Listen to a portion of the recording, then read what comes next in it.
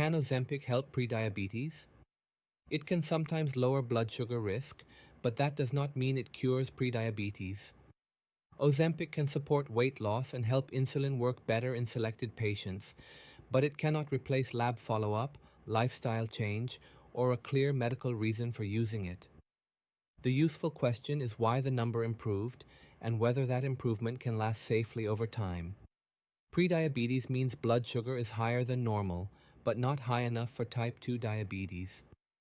In the United States, a 3-month blood sugar marker between 5.7 and 6.4% often falls into that range.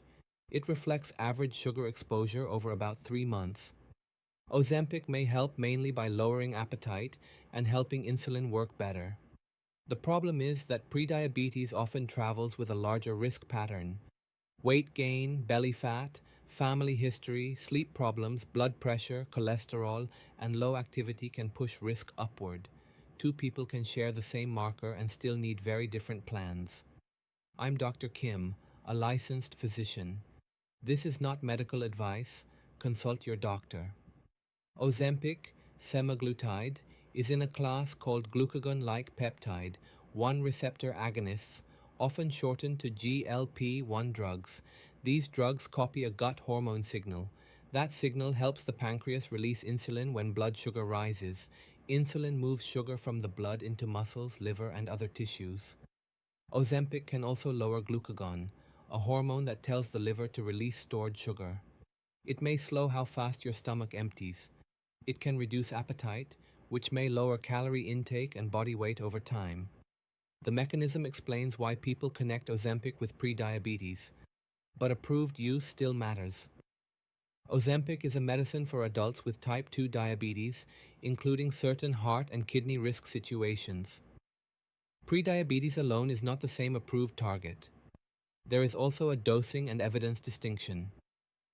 Semaglutide, the ingredient in Ozempic, has been studied at higher doses used for obesity treatment.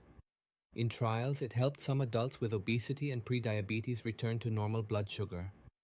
That does not make Ozempic automatic for every borderline reading. Insurance often follows that distinction. Many plans will not cover Ozempic for prediabetes alone. That does not prove the patient has no risk. The insurance plan may require approval before it pays. The plan may not cover that use, even when the blood sugar concern is real. Even if insurance covers the medicine and the number improves, that improvement does not prove prediabetes is gone. It proves the current support is working. The harder question is whether the risk driver has changed enough to keep working later. Prediabetes is measured, not felt. You can feel normal and still have rising risk. Before treatment decisions become serious, the baseline should be written down. That includes weight, waist, this marker, fasting glucose, symptoms, nutrition pattern, and activity level. The baseline matters because some readings can mislead. Anemia, pregnancy, kidney disease, recent blood loss, or certain blood conditions can distort the result. If the number does not fit the patient, clinicians may use fasting glucose or other testing. But even when it improves, Ozempic can make the lab look better before the prevention plan is stable. Meals may become tiny, protein may fall, and strength training may disappear. Nausea may start choosing the diet for the patient. Durable prevention needs more than appetite reduction.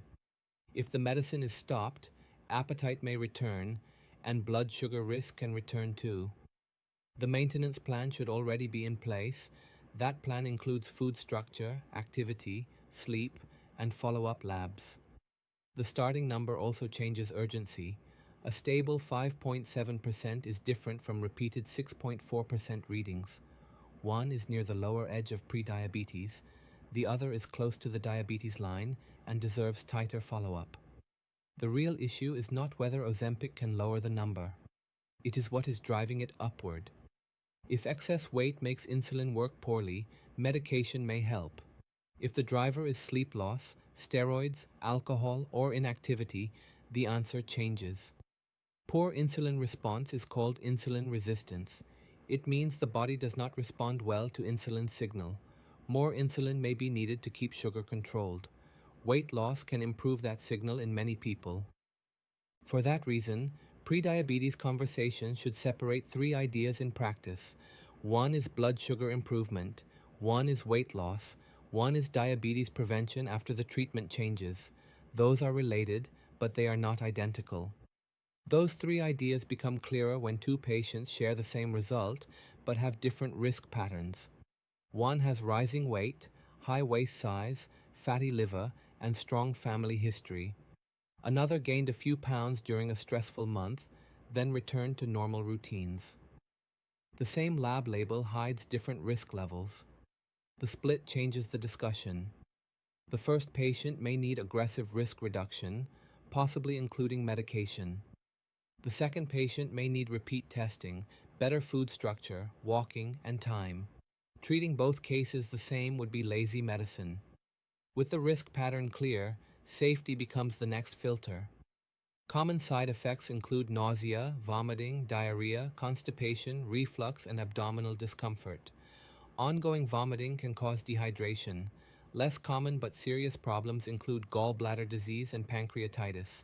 Pancreatitis means inflammation of the pancreas, an organ involved in digestion and blood sugar. Some people should be especially cautious. A personal or family history of medullary thyroid cancer matters. That is a rare thyroid cancer, a rare inherited condition called multiple endocrine neoplasia. Type 2 also matters because it raises tumor risk. That condition can make Ozempic an unsafe choice for that person. When those safety limits are checked, treatment should match the reason blood sugar is rising. If the driver is weight-related poor insulin response, the medication conversation is stronger. If the driver is mainly sleep, alcohol, steroids, or inactivity, the plan should target those causes first. Once the main driver is identified, the next step is not just choosing a drug, it is building a follow-up plan around that driver. Decide what to measure next, when to repeat labs, and what side effects would stop the medication. Whatever prescription path is chosen, lifestyle remains the foundation because it changes the system around the number. That includes getting enough protein, eating fiber, walking, resistance training, sleep, and reducing alcohol when needed. Medication can support that plan, but it should not replace the plan. If blood sugar risk remains high despite that foundation, a different medication discussion may follow. Metformin may enter the discussion for some higher risk adults. Metformin is an older diabetes medicine. It reduces sugar release from the liver and helps the body respond better to insulin. Before starting any treatment path, define success. Success may mean losing 5% of body weight, keeping the number below the diabetes range, or lowering waist size. It may mean avoiding diabetes over several years. Without a target, every plateau feels like failure. If treatment starts, watch function as closely as weight. Track protein intake, walking, and resistance exercise. Also, track whether constipation, reflux, nausea, or dizziness is making daily life smaller. These answers change whether the benefit is worth the side effects. Ozempic can help prediabetes in a limited way. It can help some people lower blood sugar risk, especially when weight-related poor insulin response is the main driver. It cannot prove cure, replace lifestyle, remove the need for labs, or guarantee lasting protection after stopping. The memorable line is this: a lower number is a result, not a plan. Use the result to build the plan. Prediabetes can move backward, but only when the risk pattern moves with it. Medicine simplified. That's what this channel does. If you want more, hit subscribe. This is not medical advice. Consult your doctor.